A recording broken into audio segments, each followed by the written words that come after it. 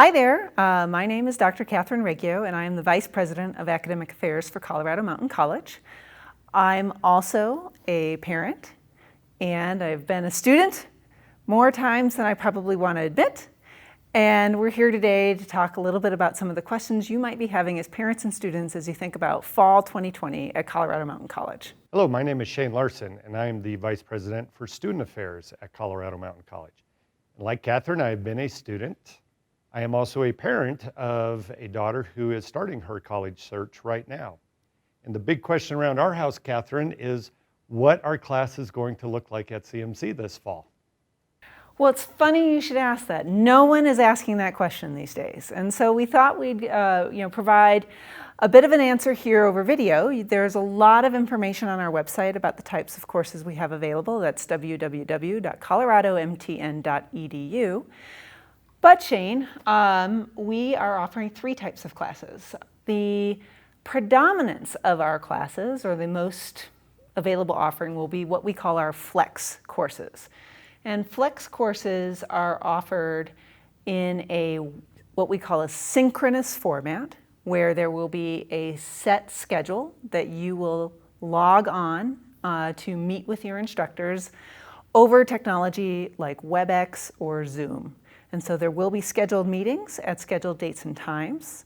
And then there will be a heavy online component leading up to these times with your instructor.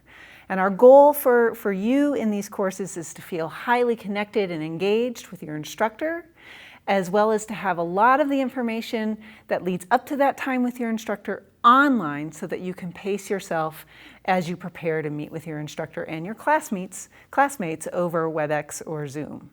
So those are our flexible offerings. You do need to have some technology to be successful in those classes. You do need to have access to a computer, and you do need to have access to reliable internet.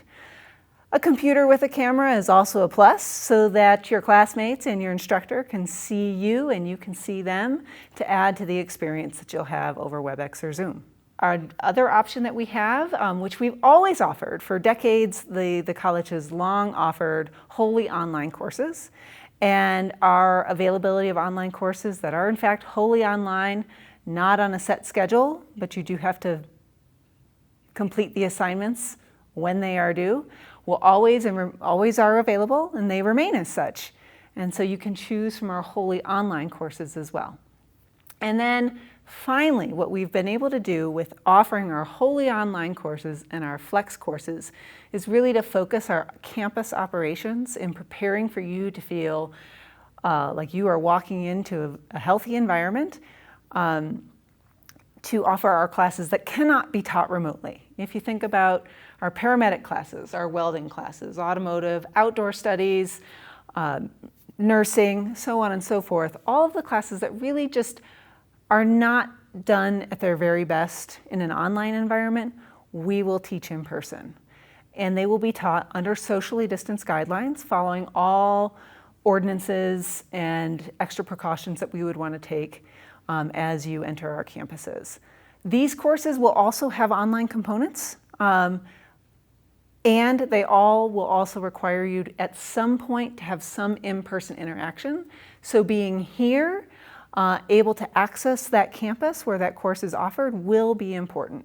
If you are a parent, which you are, and you've got a senior, how does that feel? You know, it sounds good. I know the students out there, they want to have that face-to-face interaction where they can. And the in-person courses give them that opportunity. And the flex classes, I know, may have some opportunities for some small group meetings as well, too. So I think we're being safe, we're planning ahead, and we're giving the students the best educational opportunity that we can give them right now. I know that many students out there also have some concerns over, what if I don't have access to technology? All 3 of our options do have a requirement of technology with them. And so we're here to help.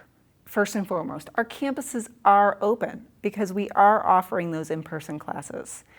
Our computer labs are open. We have purchased and received additional laptops so that we can set up additional spaces. And so we are here for you. We welcome you to campus. We do have social distance protocols that you'll follow when you're on campus. and you will be able to have access to either that computer if you need it. You may have your own computer but need better internet access. You can come to campus for the internet access. But if you are away from campus, we strongly encourage you to ensure that walking into classes come August, that you have set yourself up with a stable computer and some reliable internet access. So my children are younger. I have a 13-year-old and a 10-year-old. So I'll come at it from the where are my kids living sort of conversation. And if I were sending my 13-year-old off to camp or anything of that nature, I would say, what's it going to be like? How is CMC planning to have their residence halls open?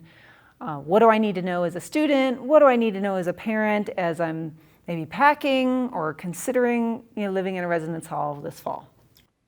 Yes, that is a question we are getting quite a bit, is what will the residence halls look like this fall? As some of you may know, at Colorado Mountain College, we do have 3 residential campuses, one in Spring Valley outside of Glenwood Springs, one in Leadville, and one in Steamboat. All 3 residence halls will be open this fall at a reduced capacity. What that means is we are going to have more singles available than we would in a typical fall. The residence halls are going to open at about 60% of the rooms being single occupancy rooms and about 40% being double occupancy.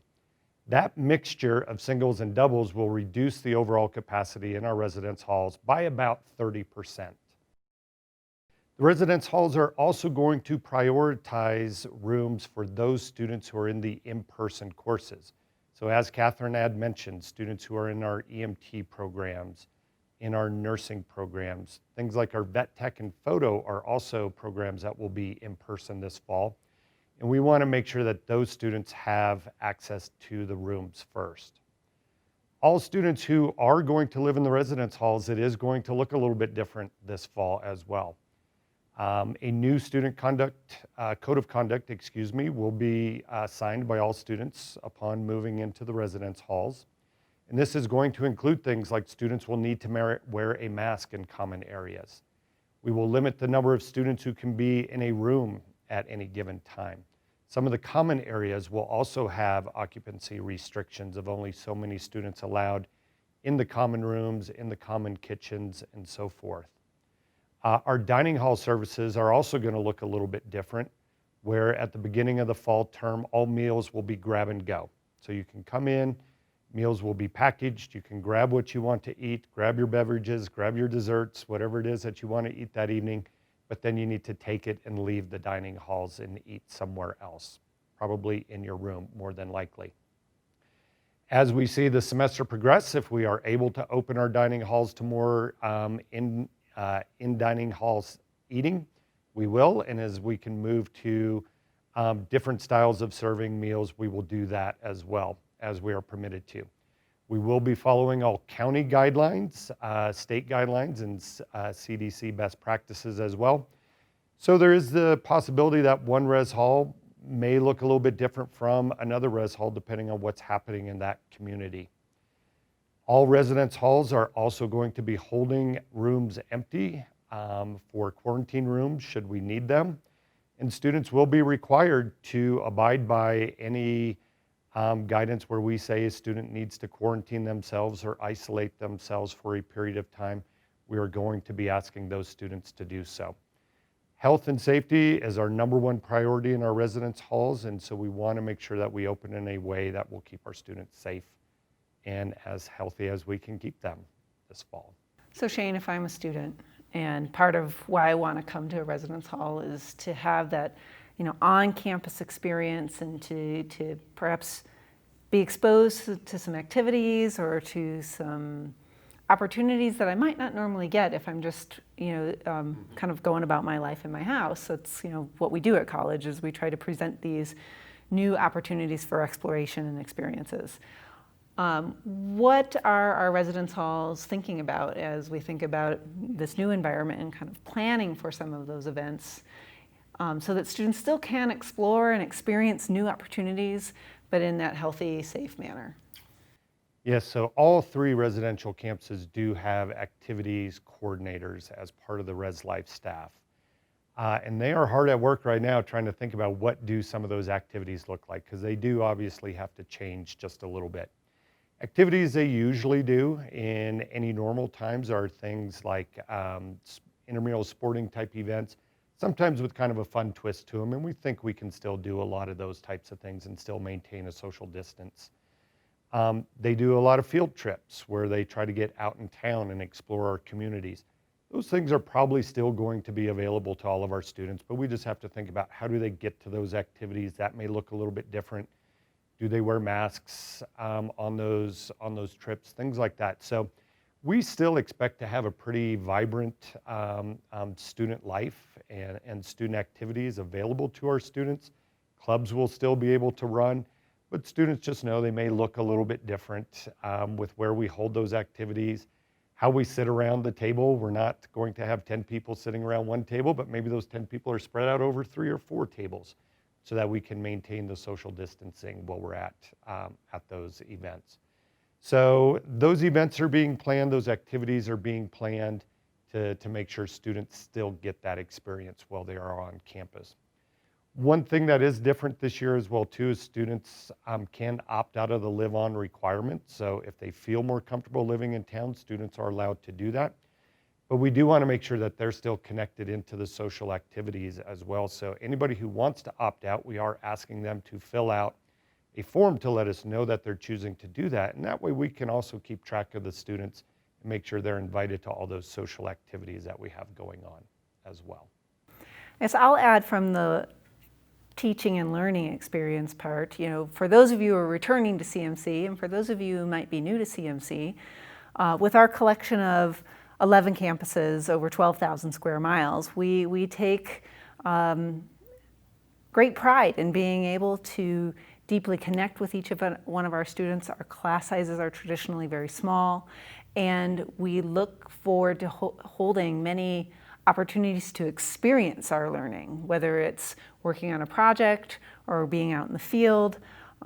Those are some of the things, like I said, you've either been here and you've come to love about CMC, or we hope to show you for some of the first times this fall. Of course, this fall will look a little different, and so some of those experiences may become more virtual in nature. The projects may look different. In those flex course options, some of those optional in-person meetings may help to facilitate a more experiential learning atmosphere. They are not required to be successful in the class, because we will also be looking at ways and to utilize that WebEx or Zoom technology to connect you with one another in your class online in small groups, to get projects going outside that you would then bring to one another to discuss in the WebEx or Zoom time that you have with your course. But our goal is still the same, is to be highly connected with one another as students, with your teachers, with the staff at campuses, to be a welcoming place for everyone where you feel like you've got the tools to learn and be successful. And so that's a little bit about the learning environment, that though we'll have more online components of our learning this fall, it's not taking away from how deeply committed we are to making sure that you have that connection with each of your classes, with your classmates, and with your faculty. So Catherine, a question I've been getting is advising. What is advising going to look like this summer? Typically at Colorado Mountain College, we have several orientation events that are held on the campuses throughout the summer to help students come in, get acclimated to the campus, and then meet in person with an advisor. Those events are canceled this summer because we cannot bring the large groups into our campuses. So what do you see the advising looking like for students and the chance to meet with faculty? So I imagine it will be very similar to how we've set up advising with our counseling staff since the pandemic began in March and as we head into the fall. And that faculty who are advising in particular programs will look to schedule either phone conversations, Zoom meetings, or WebEx sessions, such that they can really have some time to connect with you, get to know you, and you can look forward to them taking some time as we lead up into the fall, and certainly once school begins, to connect with you as an advisor. I will say, just between what counseling has done in the online space from now and will continue likely through the fall as well, Some things that you can look forward to, hopefully more convenient for you even, is that our tutoring and library services will also be offered in a mix of both online offerings where you can drop right into live tutoring sessions in a myriad of subjects, and our librarian staff are also scheduling themselves so that they are available virtually nearly around the clock. And so we're hopeful that between your abilities to access the campus as you wish, but to then definitely access free tutoring and our library services online will also be just part of the experience for you that helps you feel like you've got the tools you need to be successful in your classes. Well, one last question I've been getting that I would like to answer on this video is, how do I get registered for class? Registration is now open. Step one, though, is always first apply to CMC. So if you have not applied, you can do so online. Our application is free. It only takes about 5 to 10 minutes for most students to complete. And once it is completed, you will get connected with your campus advisor, who can walk you through the process Catherine was just talking about meeting, getting that advising appointment, and getting yourself registered for class. Our application is on our website, coloradomtn.edu, and we do encourage students to apply early, go through those advising appointments a little bit earlier than maybe you normally would, because it may just take a little bit longer, knowing that you can't come into campus and get everything done all at once. So I think we have one last question, but before we go to that last question, so I'm Catherine once again, and this is Shane, and you might see more of us as the summer progresses, because as we've all learned since March, things change. And so this is where we are today. We hope to be able to give you more information as the months progress, as the weeks progress, and that leads me up to my last question, is what are you most excited about for this fall? I am most excited to see the students back. This summer we had the chance to meet with students and ask them what went well in our transition in the spring, where they left for spring break and then we had to tell them, don't come back, you need to finish up online. And as we connected with students this summer and heard from them, overwhelmingly they said they want to have the chance to come back to CMC, to meet with their peers, to do group work again in a safe environment. They all agreed that they want to come back and follow any safety guidelines that we have in place, but they want that on-campus experience again. And so I'm excited that we have figured out a way to offer some of that in person through the flex courses, possibly through some group meetings that they may have, and through the in-person classes as well. So I'll answer too. I think one of the things I'm most excited about is being able to welcome as many students as we can back, but then also really to think about courses that have these components built into them, scheduled times where you can meet in person if we're permitted to, but that experience will hold and be dynamic for you in the virtual environment over WebEx or Zoom as well. Our faculty are really looking at their curriculum, really looking at how they can connect with you as students in that WebEx or Zoom environment, how they build up their class to lead to those spaces where you're going to come together. And so I feel like there's a lot of great work that you'll get to experience this fall that creates an online space for you that is engaging, dynamic, and then it also incorporates this really meaningful in-person space where you'll get to know your students and you'll get to your fellow classmates and you'll get to know your faculty really well. And so I'm really excited to see how that comes together for you as students, parents, how your student is navigating, and of course, being able to see our students on campus is something we just all can't wait for. So thanks for listening. We'll be back, and we hope you have a great summer.